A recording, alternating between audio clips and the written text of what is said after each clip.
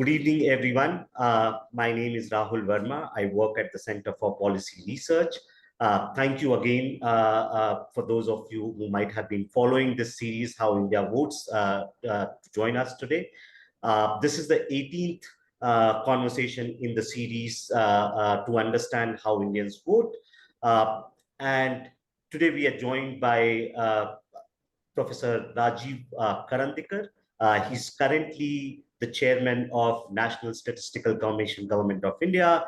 He has been the director of Chennai Mathematical Institute. He has someone who has worked on not just probability theory and statistics, but also has dabbled his hands into like forecasting and predicting elections. Long time back, I remember a 1998 article with Yogendra Yadav and Professor Clive Payne. They wrote about predicting Indian elections. And since then, Professor Karandikar has been trying to understand both the limitations as well as pitfalls of using survey data to predict Indian elections. So those who haven't read this article, it's available on the internet, where Professor Karandikar has used his insights of worth decades, where he has been working on Lokniti CSDS data to understand what can we learn from this kind of polling data to forecast elections. I'm also happy that I have my friend Dhananjay Joshi. He's director of Cicero Associates. Dhananjay is someone with whom I sort of like interned when I just had finished my master's degree at Tata Institute of Social Sciences, and I went to Lokniti CSDS to do my internship. So Dhananjay was my mentor then, and in the last one decade, we have been sort of like on and off having conversations on elections, pollings, and other things. So I thought to bring these two people together and try to understand the business of polling and forecasting elections in India. Since now 4 phases are already over, almost 70% of the seats have polled. So what I'm not going to do in this sort of conversation of an hour is try to forecast 2024 elections, since that may affect the Sensex. In last 1 week, there has been speculations that census is reacting to uncertainty about 2024 polls. And so most pollsters are tight-lipped about what is happening in 2024. The results are going to be on June 4th. Exit polls would come on June 1st. So till then, we won't try to, forecast 2024 results, but try to understand how this art and science of polling and forecasting works in India. And I read a meme, which is also important in the context of forecasting elections in India. Someone wrote a very nice meme, which is that every time in February when budgets are announced, we have lots of financial analysts or economic analysts. When IPL or Cricket World Cup is going on, we have lots of cricket analysts, and every election season, we have lots of political analysts. And the funniest part of the meme was basically, it's the same characters who are doing all kinds of predictions every time on Twitter or on social media accounts.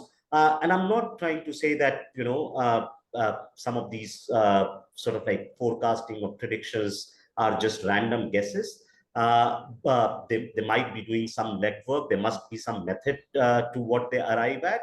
But I somehow don't know of sources, so people keep quoting something, Falodi Satta Market says this.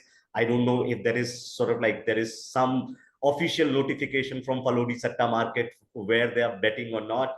And then people go on the ground, they try to sort of like gauge what voter sentiments are, and then they try to arrive at some numbers. I also am reminded by, and with that, I'll just conclude my opening remarks, and I'll get first Dhananjay and then Professor Karandikar to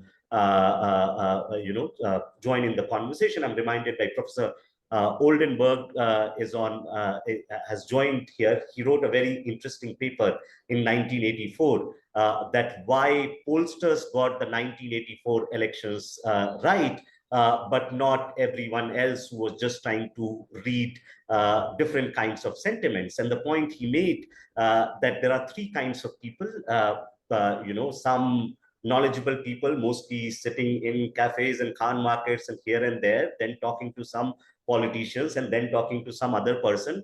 And this group of like what he called as pride creates a number. And so at the moment, if you basically in Delhi circles, you ask what's happening, they will arrive at a very similar number. And then you start thinking, where is this number coming from? Because everyone basically keeps saying that same number. So let me start with Dhananjay first. Dhananjay, what I want you to do in 7 to 8 minutes to give us a picture of different ways this business of prediction and forecasting works. Then come to your own world of polling, which will set the stage for Professor Karandikar to come in and then speak about how survey numbers or survey estimates are used to forecast seats. So thank you again, everyone, for joining. Dhananjay, the floor is yours. Thank you, Rahul. So, forecasting, as you very rightly said, is something that we always hear of different kinds of forecasts going around elections. And markets have got their own forecasts. And there are these chatta bazaars which have got their own forecasts. Broadly, if you look at it, the method is, and another thing that I want to mention is the IB forecast that we read in the newspaper, that the IB has the Information Bureau, Intelligence Department has another forecast. And this is quite interesting because when one used to hear about IB forecasts, they were taken very seriously till I started working in the industry and suddenly started getting calls from uh, people in the IB. And then I realized that when I checked with my seniors, realized that that's the way they collect their data. They collect their information basically by talking to pollsters, by talking to journalists and political activists. So that's a very, very standard method, which is followed by most unofficial, not serious statistical methods, which is that they go out and talk to people uh, who they think would have information about politics.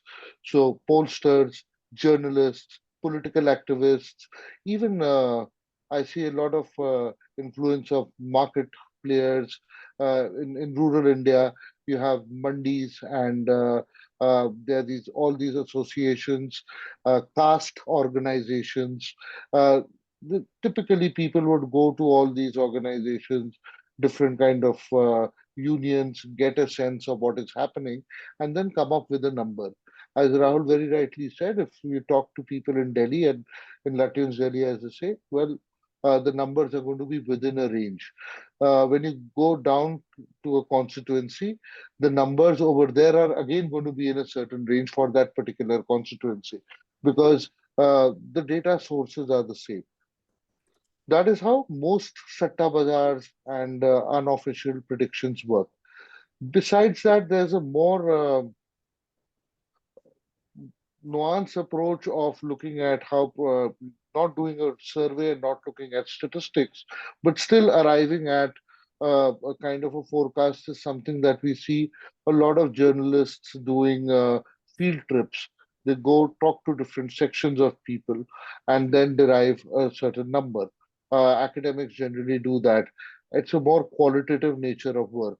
And then finally, it is what pollsters do, what people like people like me do. We basically collect data, go to the ground, have a scientific sample, and then people like Professor Karandikar look at the statistics, run different models, and uh, come up with a forecast. Here too, there are very many different methods that people take up. Like many people believe that the best way to predict elections is to go to every constituency, get a sample from every constituency, a big enough sample from every constituency, and then start counting constituency by constituency who's winning, who's losing. That to me is a very crude method of doing things, and it also needs a lot of resources to go to so many constituencies. So the other way is to take a sample and then uh, run different models on it. Professor Karandikar taught us probabilistic counting. So we come with a manual count, but it's not a crude manual count, and he'll be able to tell us more about it, where we get a probability of what are going to be the seats for different parties, alliances, etc. Then we work on swing models. So there are different swing models and there are different adaptations of those models that different pollsters, have derived with their experience and with whatever quality of data they have. So these are the different methods that pollsters generally apply. And from here, I think Professor Karandikar will be able to tell us better on the statistical aspects of how do we take this forward. Great. Thank you, Dhananjay. You added the IB thing. You may remember that, till last election, I remember reading this article. There was one journalist who used to write about what people or naviks at the Prayagraj Sangam, right? Basically going to the Sangam and then talking to the naviks, because Right. people from all across India might be coming to that Sangam from different caste and community. And the logic was, this is basically a micro representation of India. So Naviks have all the information, and then they used to arrive at who's winning or who's. Right. I remember. Yeah. Yeah. Yes. Professor Karandikar, let me sort of like also what the Dhananjay rightly set the stage, but ask you. So in 2019, there were pollsters or survey sort of organization which polled around 25,000 to 30,000 samples across India. And their projections were also in line with a survey organization which polled somewhere around 7 lakh samples, right? So, and Dhananjay talked about manual counting versus sort of like extrapolating based on sample constituencies. Can you sort of like start with this, like what is the rough sample size we need to sort of like make a prediction, make a national forecast, and then whether all seats would be right or not? That's okay. So let me before I come to that question, let me answer another. Let me talk about another one which is very important, which is often I have been asked: do opinion polls done before the polling starts, do they have the predictive power? So, like, because of various rules and so on, even I don't have data, but even if I had data from exit polls, I cannot talk about it as per the law. So all we have at this moment is what was published in various survey data by 17th of April, when there was a ban came on. Okay. And of course, for a year before that, there have been various series of polls. Do they have really a predictive power? And my flat answer is no. Because after all, we are using a statistical model. It is not astrology. We cannot predict how people's mind will work. So the best that it can do, and for 20 years, I have been on this game with the media also. At least every time I was there, I would make it very clear that we are not forecasting what will happen. We are measuring what is the mood of nation at the time survey is done. And statistically, that can be done fairly well. Okay. So, therefore, now when it comes to exit poll, it is possible because we are doing it, we are not doing ahead of time. We are actually just past the exit poll amounts to, using the phrase that people, as they're walking out of their polling booth, they have been asked questions. Okay. So it may be giving you, number one. Now, coming back to your question about, what kind of sample size. So, of course, the higher the sample size, I will be happier. But then there raises a question, the quality of survey. Because if somebody tells me, I'll give you 50 lakh sample size, my immediate question will be, okay, when was the sampling done? If it is done over a whole year, it is no good because it's not a static thing, it is dynamic. So we would like sampling to be done very closer to the event, maybe a week, at most 10 days. So first thing will be how close. And you say, no, all 5 lakhs in that 1 week. Then that means, do you really have that much manpower? Reliable and trained manpower. Trained because they should be asking in the right way. And reliable. I mean, even if 5% of the folks don't actually do survey, sit at home and just fill out a form and give you, that is bad enough for your prediction. So reliable and trained manpower is also a must.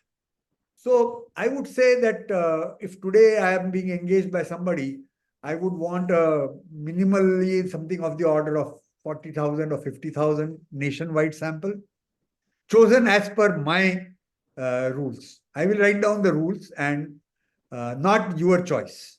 Your meaning whoever is engaging me. Okay. So the sample size is talked about a lot, but how the sample is chosen is even more important. Not just the sample size. I would rather take a... So the first survey that I got into with Yogendra for CSDS, 1998, our achieved sample size was less than 10,000. Target was something, but achieved was 9,200 and odd. And that was very good. Okay. So I think the quality of sampling should be first. After that, you can try to get them as much as you can. So nationwide, I would like to have it 40, 50,000, but maybe at least 20,000 is what I would target, number one. The other question is all constituencies or some constituencies. Okay. So now there, I will be fine with all constituencies, but if nationwide is, let's say, 50,000, that means per constituency you are going to get on the average less than 100. And 100 sample size is not going to be good enough for you to predict even if you have done the sampling rightly. So next to sample size, again, the question comes, how is the sample chosen? Is it convenience sampling? Or is it really a random sampling? Okay. So whole lot of these things are done by market research agencies, and where the same team ek din puchti hai Colgate ya Palmolive or Colgate ya Pepsodent, next day BJP or Congress, third day go and see Coke or Pepsi, because it's a daily job for them, right? So for the other questions, maybe whatever they do is fine, but here the so-called quota sampling done by most survey agencies, I think it may give you a good answer. It often may be giving you a good answer, but when it gives you a wrong answer, you may be way out. Okay. So proper randomly chosen sample is also a must. And then even if it is all constituencies, I would still take a bunch of constituencies in the vicinity which are similar statistically and put that all together and apply a model rather than to each constituency. Because 100 per constituency is just too little according to me. And my experience with actual data that I have got, I've been very happy that I got to work with CSDS, which as it is was applying very good methods and were willing to even change by theoretically whatever suggestions I gave. And they have been using that. And we have had, I mean, the conclusion can only be as good as the data. Okay. Bad data, by good methods, you will not get a good answer. So the fact that I have a reasonable record is because I had very good data. And I am thankful for getting associated with a good organization to do that for years. So I think people start talking about sizes of questions, but first is the how this sample will be chosen. Now, let me come to the brief thing with Dhananjay said, that raw count versus probabilistic count. And the raw count will simply say that by whatever method you have got, you have come down to you have predicting what each candidate is likely to get, the percentage of votes or actual votes each candidate is going to get. Whatever methodology you apply, swing method, raw count, whatever combination thereof.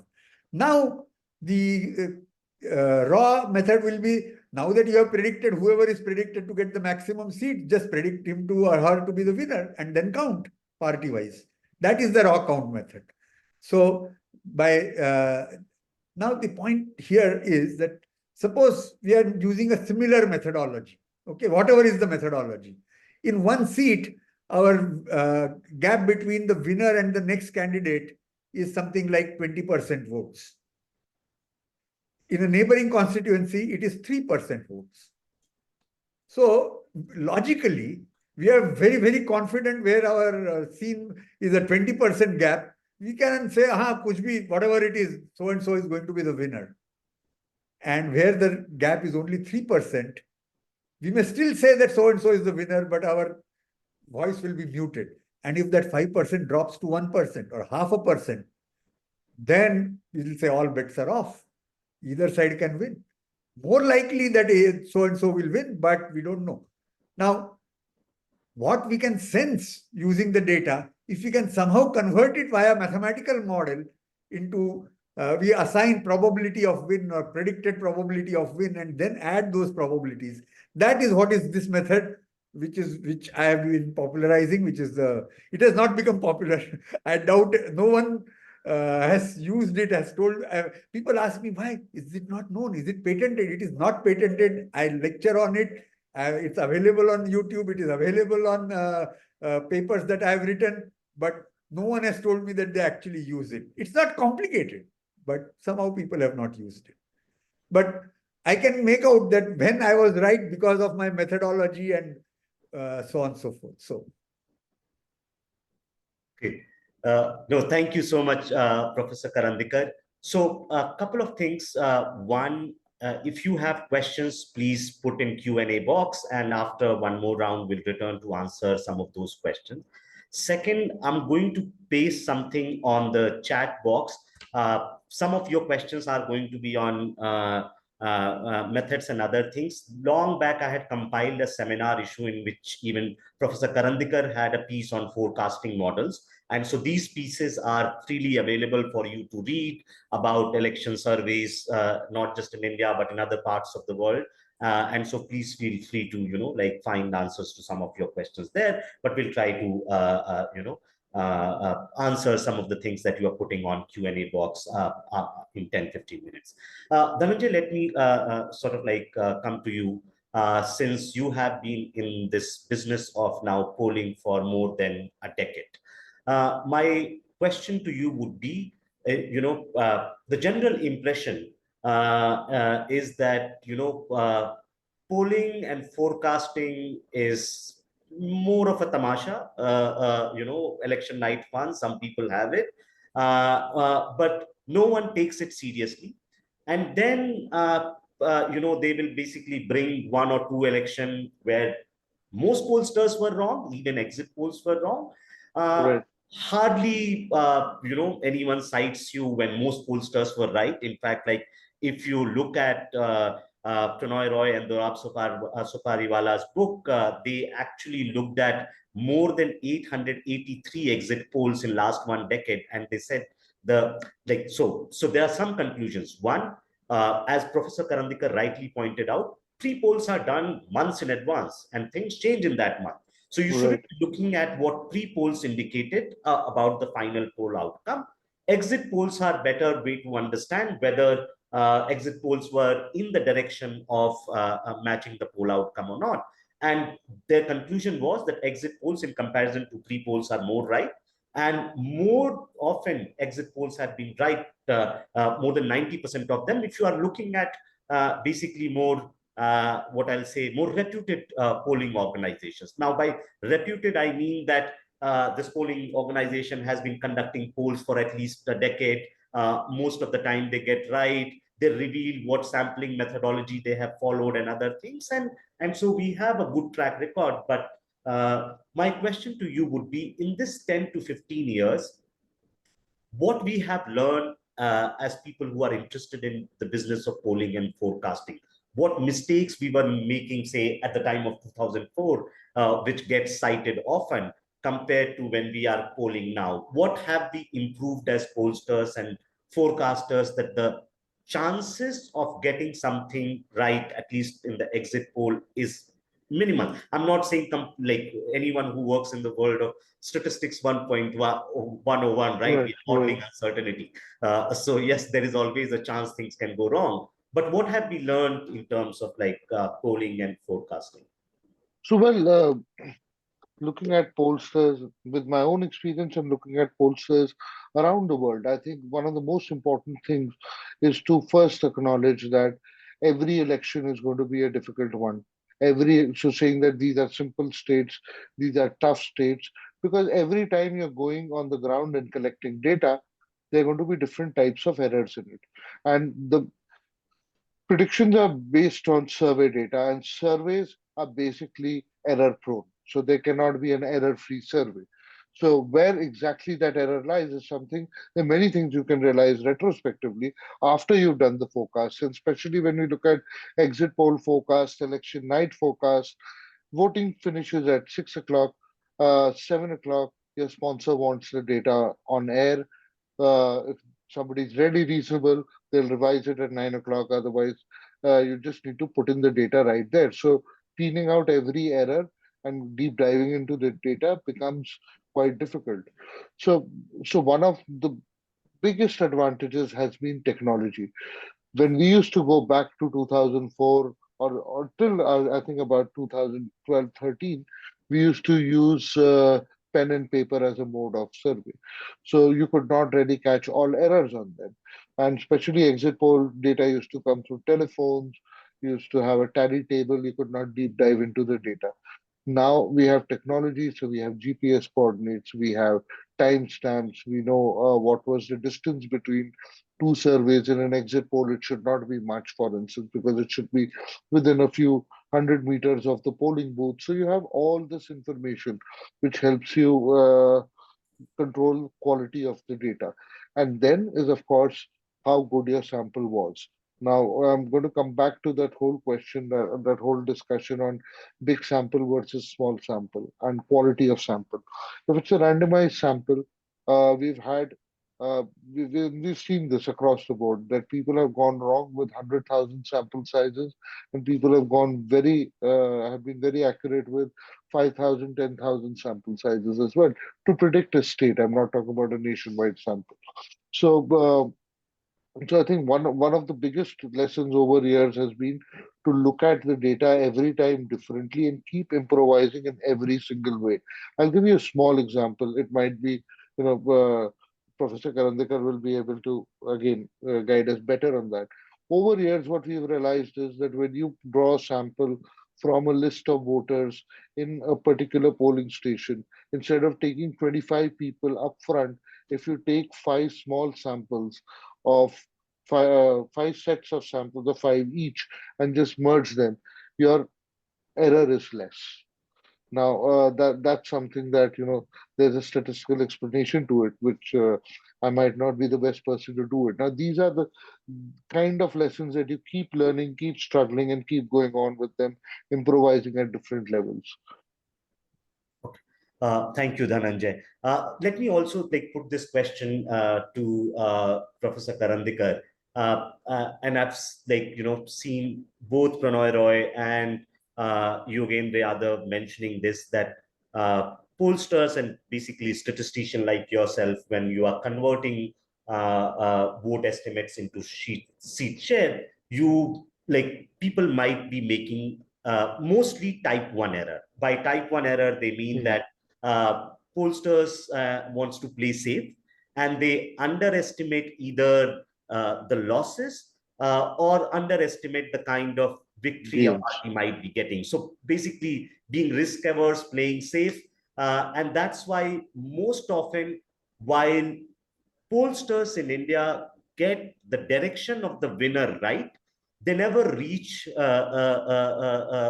closer to the number. So we miss when there is a sweeping victory, say by AAP kind of a victory in Delhi, or BJP 2014 or even 2019, that because of this sort of underestimating the scale of victory, we never sort of go to that level. Would you agree with that sort of characterization, or things are changing on that front? No, no.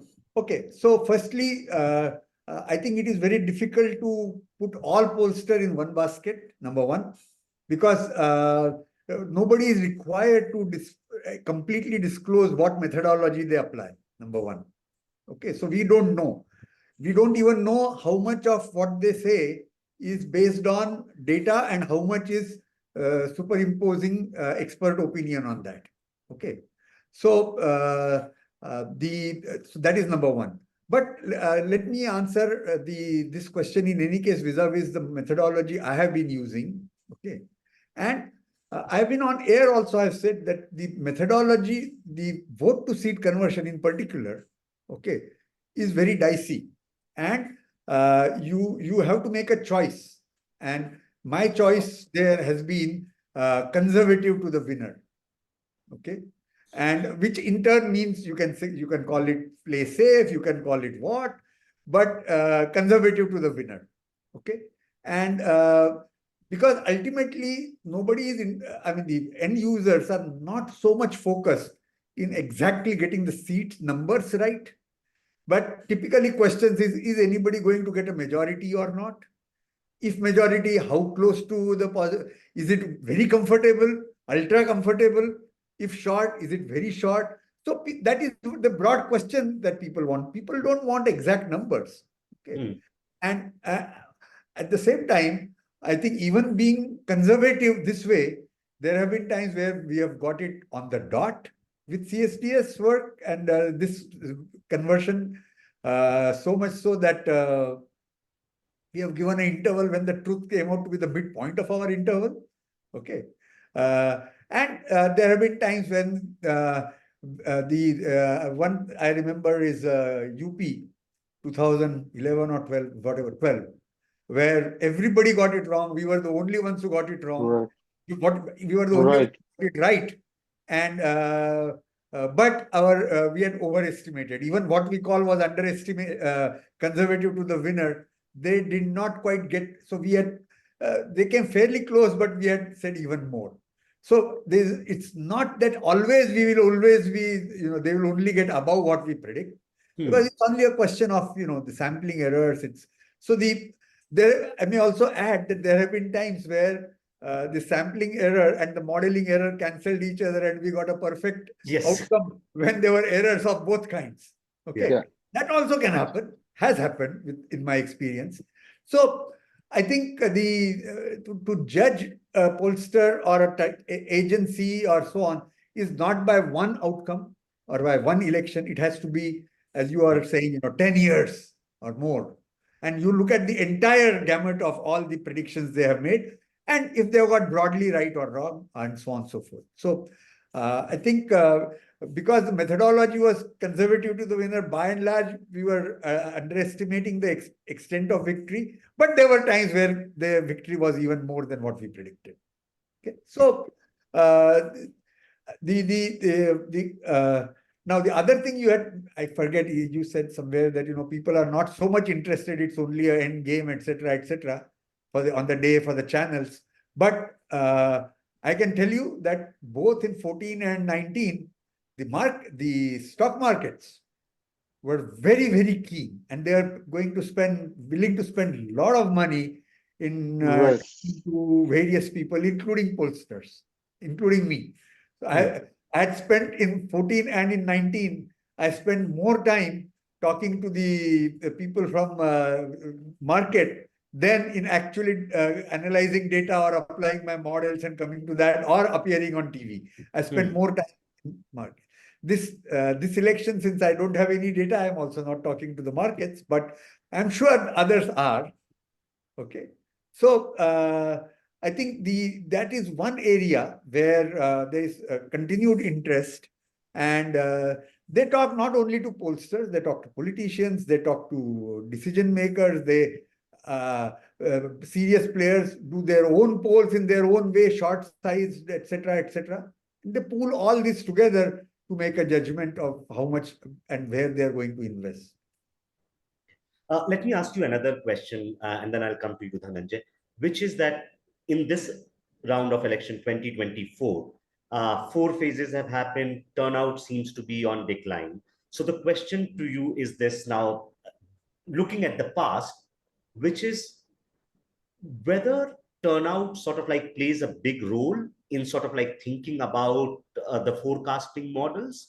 And second is that is there any sort of like bandwagon effect, which is that because the elections in India are staggered, so a kind of sentiment that gets built up in the first or second phase, does that continue? Or because each state are polling in very different phases, it's hard to think about the sentiments that get created in, say, phase 1, phase 2 will have a very similar kind of effect in phase 6 or 7. Okay. So let me first give a mathematical answer. to my models and then explain what I'm saying. So in my models, the turnout was not at all taken into account in my models. Okay. Whereas the phase was, we were taking into account. Okay. My swing model. All right. Each phase we were taking differently. Whether it is going up or down is a separate question, but we have to acknowledge that each phase, the sentiment which is building in the public may have an impact. So each phase was separately treated, but turnout was not given any weight. Now, specifically, I think I'm finding it very funny when there's so much debate going on the turnout factor on the media. But because they cannot talk about exit polls and they want to talk about something current, I think that is my explanation. Because how will we know that, the lower turnout because people are not so happy with the ruling thing and therefore they are not coming to vote? Or is it that the other side don't have an army of people who are going to take their voters to actually polling booths? Or is it that others are saying, anyway, we have lost it, what is the point in going? So we really can't predict that if the turnout has gone down by 3%, is it good news or bad news for either side? I really can't. Arguments are there both sides. People are debating on it forever, but I don't think one can draw a very logical reasoning out of. So the reason I asked you about the turnout, for me, actually, the overall turnout doesn't matter much in terms of like thinking about forecasting. But if there are group differentials, meaning say women turnout increased versus men turnout, or say Muslim or Dalit turnout stagnated or declined versus upper caste turnout, urban versus rural, does that make a difference? Or yeah, that will make a difference, but that data people don't have. Is not, yes, is not available easily to be rural, able to. Urban may be the only one which people can get. Any other kind of thing is very, very difficult. The Election Commission can eventually give you the gender data. Right. But that also comes very late. Very late. And other kind of thing is just, your 10 people are in 10 places. They say, Arey, lots of youngsters are coming or youngsters are not coming or things like that. Okay. So the other data is simply not there. It is, for a talking point, it is fine because you, based on what 10 people are telling you, but really you don't have that data. But if you get that data, that can have a role. Okay. Okay. Dhananjay, let me, your own take on the turnout factor, if you have something to add. But I want you to also delve on something, since you deal as a pollster, you deal with politicians, you might also be talking to sort of like financial market investment as Professor Karandikar does. And you also deal with television. Not anymore. Sorry. Okay. TV, since you have done polls for them. And I think like Professor Karandikar made a very interesting point. Like the reason I asked, that it seems more like an election night tamasha, because the kind of investment in polling and polling methods that we have seen, say, in US and UK, even within those news organizations where they will have a polling director kind of a person, a statistician within the news direction, I don't think the TV, like the media in that sense, have invested that kind of interest or energies for polling. I don't think there is any sort of like body of pollsters which regulate what is the minimum standard people have to follow, and whether there has to be released, like, except two or three. We actually don't know.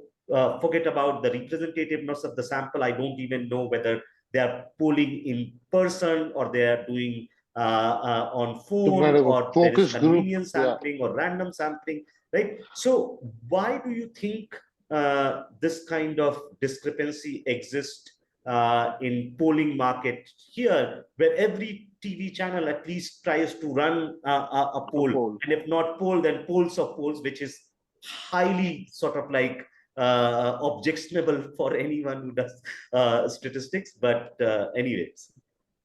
So, well, I have personally experienced a decline in the kind of interest that media houses have in polls. So it's become more of a one-night show for most media houses, and I think all of us have heard that. Well, whether the poll is right or wrong, it's a matter of a few hours, and then people forget it. So that so the kind of investment that you see in the West, and even there, it's an election night forecast it's a word that comes from it's a term that comes from BBC. It's very one night specific forecast, and then 2 3 days you start getting the results, even in earlier days. But in India, in fact, when we used to work together, if you remember, and with Professor Karandikar and at CSDS, and we used to have sponsors who were very invested in what we did. Now, over the years, over the last decade, I have seen a decline in that. I have also seen a decline in the kind of cost of simple financial costs that television channels and media houses want to bear for conducting polls. Uh, the deal is somewhat like that you get visibility, so just give us the data. Now, when that happens, then you have a lot of people coming in. And that is why we see that, and somebody like you who understands methodology would see that there are people who are not clear whether they are doing a focus group discussion kind of a thing, and forget about randomized sample or a snowball sample or a quota sample, whether it is also an interpersonal one-on-one interview, how are they assessing votes, is there any mock voting. So people would just come up and say we have done 200,000 interviews to predict this election, but what was the method? We don't know. So that's one problem. Some of us have tried to get together and form an Indian Polling Council and try to formalize it. Now, informally, many people are now part of it. We are now about 15, 20 of us who try and do something whenever there's a call from the industry side. But nobody really follows that. So it's not recognized. IPC is not recognized. We try to follow WAPOR, which is the World Association of Public Opinion Researchers standards, try to keep all disclosures. So even if somebody is doing a quota sample or a sample which might not be very scientific, a disclosure is important. And Yes. across the world, that's very important. So we try to put in these things and trying to say that, qualify these 5 or 6 things. If one does these things, then it can be called a sample survey. Otherwise, it's not a survey. Because, survey can be anything. And in one of our conversations, I was referring to uh, the old school surveys done by ministers and government officials who would, just take a helicopter ride in a flood area and say, well, they've done an aerial survey. So that's not a scientific survey. So there are all these kind of surveys, and we've been really trying hard to regulate the industry over here. But I see much less interest. On the other hand, the last decade, I've seen a lot of interest from financial markets, a lot of interest from other stakeholders as well. So industries, different industries, are interested in knowing what is going to happen and what is going to be the nature of contest. Whether and I try to understand why. So it's not only because they think that one establishment is going to be better than the other. What are going to be the kind of checks and balances that a government would have? So somebody like told me that any government with 400 kind of a number is not a very good government according to the financial market. So there needs to be check and balances. So if a government is a little tight with their majority, it's going to perform better. So there are all these opinions, and for that uh, they need proper scientific data, and especially markets work on data. So stock market predictions are also done on data. So that is why they also have much more respect for posters today than when you go to a TV channel and you're just talking about giving some numbers for that one night, and the next day nobody's going to talk about them. Hmm. Okay, thank you, Dhananjay. I'll request both of you to also, like while answering the after you get some time, read the questions on Q&A box, and next time, please try to answer some of them. So let me ask my final question to Professor Karandikar, and then I'll come to you. Professor Karandikar, like just getting back to the forecasting stuff. If we leave the raw count, where in your article you had suggested we need a sample of like more than 3,000 per constituency to be able to make any prediction whether this constituency is going that side or the other side with some reasonable level of confidence. Most polling organizations don't use that kind of sample sizes. So largely what we rely on, that we get some vote estimates from the current exit poll or the survey that we have done, use the previous election result and see whether 2%, 3%, 4% gain or this kind of decline, what will it do to seat forecast this time? Largely, that's the model we rely on. Given that alliances shift every time in India, right? And new parties come in, old parties basically leave the scene. How reliable is basically using historical, even, and historical in this sense is 5 years back data, to make any sort of like projections of the current time? What kind of adjustments one has to make to do forecasting in India? In United States, it would be straightforward. It's Republican versus Democrat, stable party system. That doesn't happen in India. And some states are more volatile to others. So some sort of like light into on that. So here it's I call this an art and science of opinion polling here. Okay, so there is statistics, there is mathematical thoughts, etc. But along with that, we can call it expert opinion, but opinion not about individuals but about groups. For example, spending time at CSDS, where one could pick up, for example, that let's say in UP, if BSP goes in alliance with someone, last time they were separate, they go in alliance, then BSP's votes get transferred to the other side, but other side's vote don't come to BSP. Broadly speaking. Okay. So things of this kind that can be picked up by political experts. So this is expert opinion, but expert opinion is not overlapping the data, but it is overlapping the creation of the model itself in order to deal with scenarios of making and breaking of alliances or readjustment of alliances. Okay. So that is where heavily the expert opinion comes in my analysis or in my use of this technology. Finally, we will go with the data. But building the model, all these things come in.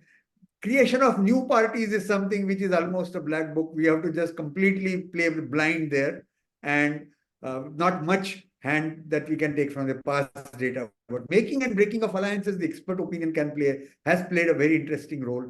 And I can go back and check and see that, yes, it played a very important role in the final answer. So like in Tamil Nadu, when they were complete flip. One election, DMK was with BJP and ADMK was with Congress, and the next one they flip other side completely. And I won't name agencies, but in the time when I was not with CSDS, but looking at other agency data, and they thought they are not sharing, but I could get hold of their complete data sheet, and they were simply not taking it into account, and therefore their past data somewhere was like 95% for this alliance and 5% for the other alliance, simply because parties have flipped. So things like that. But intelligent use of expert opinion in creating what Dhananjay also uses, that phrase which we used to use, the base five. Right, I was about to come to that. If alliances were, if people had voted as they voted last time, but alliances were as they are today, what would be the past data look like? Okay. Right. So, and there certainly there is you may say expert opinion or your ad hoc opinion or whatever is count, but that is important. Without that, this whole model will not start working. Okay. But main point is, as a pollster, if I am not into trying to say that so and so will win, push data towards that. I am doing a genuine, honest thing, best of my expertise. Right. Then it will be all right. If somehow I want to push data to show this side or that side, then you need not have data. You can just say it as it is. Dhananjay, my last question to you, and then we can start answering questions that people might have. I'll encourage them if they have, please put on Q&A box, which is that as a pollster, so a lot of people would tell me, why do people even reveal what their preferences are to you? Why they might be actually lying. So my knee-jerk answer is yes, possible they might be lying, but then they might be lying to all kinds of surveys, Right. especially to surveys that government conducts, Right. right? And most of our policies hopefully are based on some of the surveys that government conducts, say census or NFHS or NSS and other things. In your experience, like, what would be the proportion of people who say lie, or don't reveal, even if I don't want to use the word lie, don't reveal their true preferences? Is that coming down, going up? Are there states where this is more likely to happen versus less likely to happen? So I think over the years, uh, the number should be 95% plus, at least in India, would give you an answer. It's just how you ask the question. Hmm. So, whether it's mock voting, if you're trying to ask a question openly, whom will you vote for? Then let's say in a typical Indian village where there's a dominant caste, and which is the case in most villages, people would want to go would just say that we are going with the party that that caste is supporting. But if you're mock voting, you can hedge for that. Similarly, well, are there people around? Is the influence of people. In fact, in our surveys, we try to run few questions which are observations by the enumerators, where they actually note whether there were people around the respondent. Was the respondent speaking to someone else, or taking somebody's advice? Was somebody interfering while the respondent was answering? So these questions have helped us filter a lot of uh, bad apples in the data, or filter data and come to more accurate predictions. And at times this goes wrong. And I think Dr. Karandikar would remember that in 2007 Gujarat election, we had come up with a very intelligent, well, not Dr. Karandikar, but before that, in the pre-poll, we came up with a very intelligent fear factor index and said that, well, this many respondents seem to be under pressure while giving the correct answers. And so let us weigh the data with that, and then we try to weigh the pre-poll results with that, and we got it wrong. So Hmm. at times that also happens. So, but by and large, as Dr. Karandikar said, that if you are basically working, and I'm also looking at Q&A questions on sampling quality, etc. So by and large, if your sample is randomized, uh, and it is representative of the population that you are polling. You have a honest model, whatever the model is, whether it is a manual count model or whatever your model is. Obviously, probability models do better, swing models do better. And there also comes the whole question of what is going to be your base file. So if you've intelligently designed a base, you're using your political intelligence, so to say, and you have a random sample, results are representative, then forecasts going wrong is quite unlikely. And Hmm. that's been our experience over the years. So we worked with CSDS over the last decade or so. I've been doing polls otherwise as well.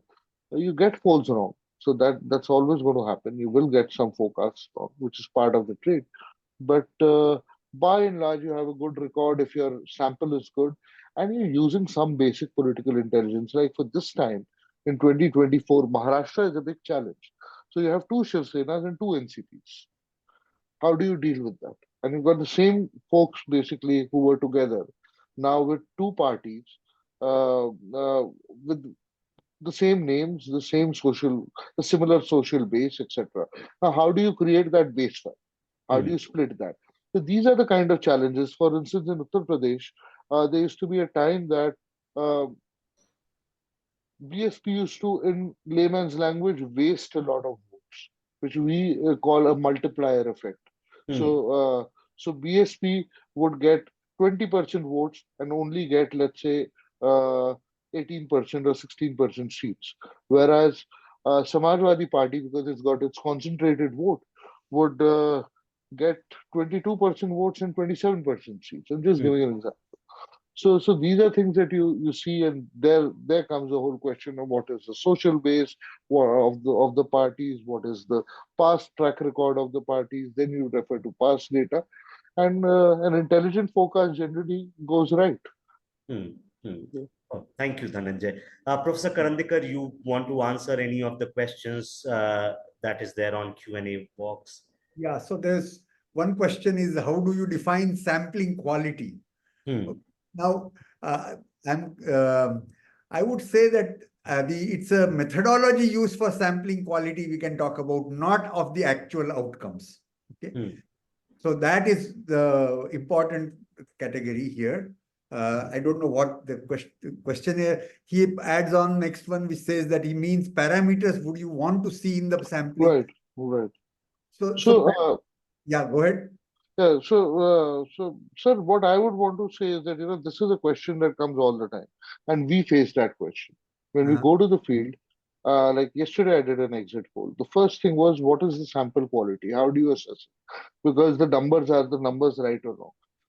We intended to have a cross-section sample, a sample representative of the population we are polling. So if the data that we are getting has whatever parameters we have, SC, ST, male, female, urban, rural, if these are broadly within that 2.5% range of whatever census data we have. Now, of course, our census has also become old, so that's another issue. But broadly, if these numbers are right, you might end up saying, okay, the sample is good. Now you move ahead with it. Whereas if, let's say, in a state where there are 16% tribals, or we end up getting 30% tribals, or only 8% tribals, it would be a big alarm. We would say, well, though we would apply weights, do all of that, and control for the damage. But once the data has already been collected, you can't do much about it. And that would qualify probably as a bad sample. Yeah. So let me add here something which did not come up in our discussion that uh, for the CSDS work, of course, we did not like to do the exit poll, but we did the day after poll by actually Cool. going door to door based on our earlier the standard methodology, and that gave us beautiful results. Okay, Hmm. because then we could take this the sampling quality as Dhananjay was explaining. We have randomly chosen people, and if after that we try to validate whether or not the proportions of various subgroups are comparable or not. And so, in fact, that is what we would do first before we looking at the political answers. I would cross check the sample profile and see that is it within the Right, correct sample range or profile, not. right. So that Yeah, is how I would look at the quality of that. But exit poll, that kind of becomes a lot more complicated. And yeah. So uh, here's another question on Yogendra Yadav's recent visits and his talking to 100 people and kind of calling the election. So, well, this is also a method. Traditionally, you used to see journalists, many people, being very catching the pulse. So, turning that into seats is something, of course, and he has also, I've been following him. He's not made, he's given numbers, but he always clarifies that I don't have a poll. These are estimates based on my experience. And as far as his experience is concerned, he's been one of those people who catches the pulse very well. So, well, Rahul and I were talking about it, I think, last evening. So, well, this is, I think, a very traditional method of assessing what's happening on the ground. And, well, with experienced people like him, I would, of course, go with my data, even if it's contradicting him. but I would always try to consider what he is saying. So people like him are saying, because these are people who have a lot of experience. Another question, if I can take, is about BJD being in power for 24 years, and how easy or difficult is it for a pollster? So its answer is simple. If your data quality is good, then it's simple. Changes happen. It's pretty simple. Delhi, when Aam Aadmi Party came in, data quality was good. Sheila Dikshit was a very, very popular chief minister, 15 years. It was clear that she will not save her own seat as well. It became pretty clear. So I think if data is good, then it's all This one, let me well. add that Yeah. left front had been power longer in Calcutta, and Right. we could very easily judge I the remember. decline and fairly accurately predict the TMC coming to power with numbers. So, Right. Right. I mean, everybody knew that TMC is coming to power, but even the numbers we got fairly accurately. So, Right. Right. I remember. Yeah. so the number of years in power is not so important. It is how the survey is conducted, what kind of questions you are asking, how you are asking, all that also becomes extremely important. Right. Let me ask you the last question and then we'll close on this to both Professor Karandikar and Dhananjay. I think and this also sort of like builds on Anupam's question, which is about, like what is the value of exit polls? Of course, forecasting elections and then perhaps parties might be using some of this data to design their strategy and other thing in future. But the question is this, like, given now that you both have worked with like decades worth of sort of exit polls and forecasting, have we learned about Indian voter? Is it elusive, changing, volatile? Is there a pattern that has emerged about Indian voter in last 10, 15, 20 years, and that, is a body of work, of course, needs to be thought more and written more, because these exit polls and post-poll surveys are very important for academics like us to understand how the society is functioning. So it's not just about seat projection, but in your own sort of like learnings, if you have to characterize Indian voter into three sentences, what would you say? Let me take a shot first. Huh. Okay. So compared to the worldwide experience, the differences about behavior in India, I would say that political opinion is a lot more volatile in India than in the West. I can't have data from all countries, but the countries where we typically have seen the data, US, UK, and the Western European countries, Indian voter is far more volatile than there, number one. Partly because the policies of the parties are not so widely defined and separation as in the West. Okay. That could be the reason, whatever be the reason. The other thing is, which differentiates Indian voters enormously from the Western world, is the recall of whom they voted for last time. Okay. Interestingly, I mean, that is used as what is sometimes called the sample bias correction in the Pew methodology. If their sample today in the recall for Democrats is 5% more than the past, they will downgrade the today's estimate of Democrat vote by 5% because they think that they have resampled amongst Democrats. Okay. Now, this methodology in India would be disastrous because irrespective of the time and irrespective of the state, the recall for whoever won the election last time has been much high, over-reported. Or extremely. Like extremely in the election which Mamta Didi voted out the left front, the previous election, left front had got actually more than 50% votes. And in our recall question, 70% people remembered having voted for left front, and now they're completely voting them out. And this I've seen in Tamil Nadu, where the swings have been huge even there. Okay. So this is something which is unexplainable, but there. Identify with the winner. They won because we voted for them. So this is one phenomena which is very different. Another thing which is I have sensed here is that uh, people are trying to give weight towards who the leader is. Though the constitution doesn't demand naming the leader, constitution for state or center is for you vote for a candidate, the candidate has a party, and then later they elect a leader. But people want to know who the leader is. People meaning reasonable number. Okay, that is playing a role. Okay, in the More and more. 2019 it played a role. 2024 I don't have any data, but I can premise that that may be causing a impact. Okay. Dhananjay, whatever you want to share, but I also want to add something, which is like, a lot of people, at least in general conversation, would be that this caste votes for that party, this religion votes for this party. So, if you know the caste of the person or religion of the person, you should be very well able to guess which party this person might be voting for it. How far something like that is true now that you have seen? Of course, there is going to be some relationship, but what is the predictive power of caste and religion to sort of like So that explain? And second so is, like, policy positions are not clear and other things.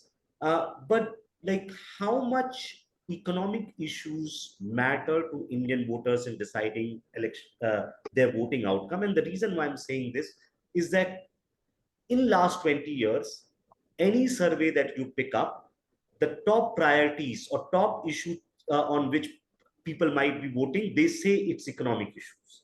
But I haven't seen a relationship between sort of like economy doing well and incumbent coming back to power, or economy going down, both in terms of like the national sort of like data figures or their own personal expectations of how they are doing, any relationship with that. So yeah, these two things or anything that you might want to add. well, when you were asking this question about defining the Indian voter, there's only one word which is coming to my mind. So, of course, you've got to look at the voter from different perspectives. So, if I'm working with a political client, and I'm consulting somebody who's running for office, I'm going to look at the voter in a different way.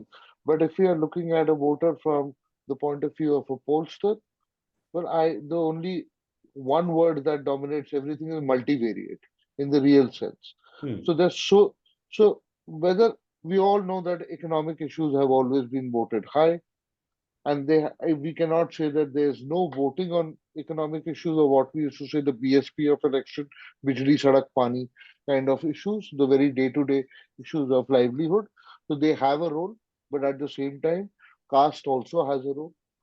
At the same time, there's this whole role of, we used to in very traditional ways say, okay, whether caste is going to play a role, or whether religion is going to play a role. That's for the last 30, 40 years there's been this whole debate, mandal ka mandal, classic debate, that okay, so if BJP is doing better, then the dominant variable would be religion. And just for discussion's sake, Samajwadi is doing better, then people are voting for their caste, kind of a thing.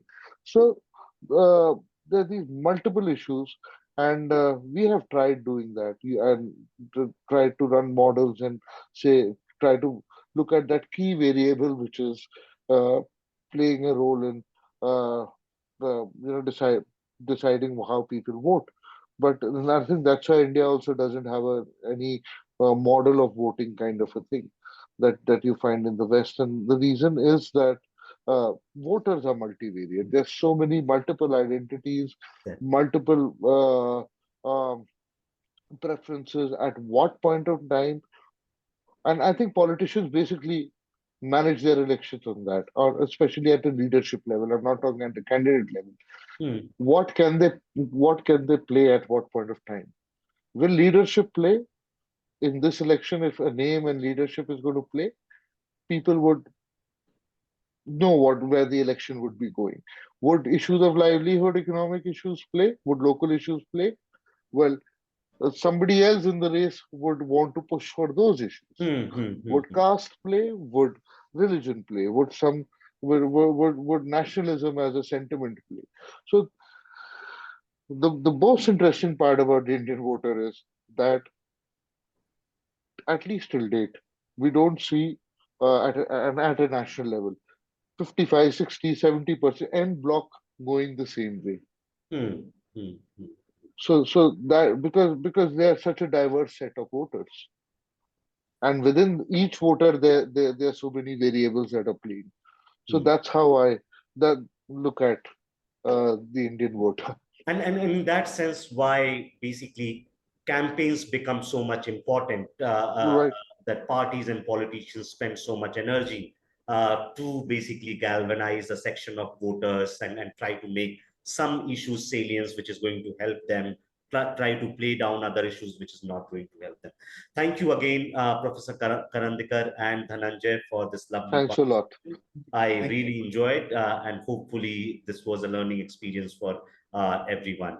Thank you again, and we'll see each other soon with another session of How India Votes. Thank you, Professor Karandikar. Thank Thank you, you. Dhananjay.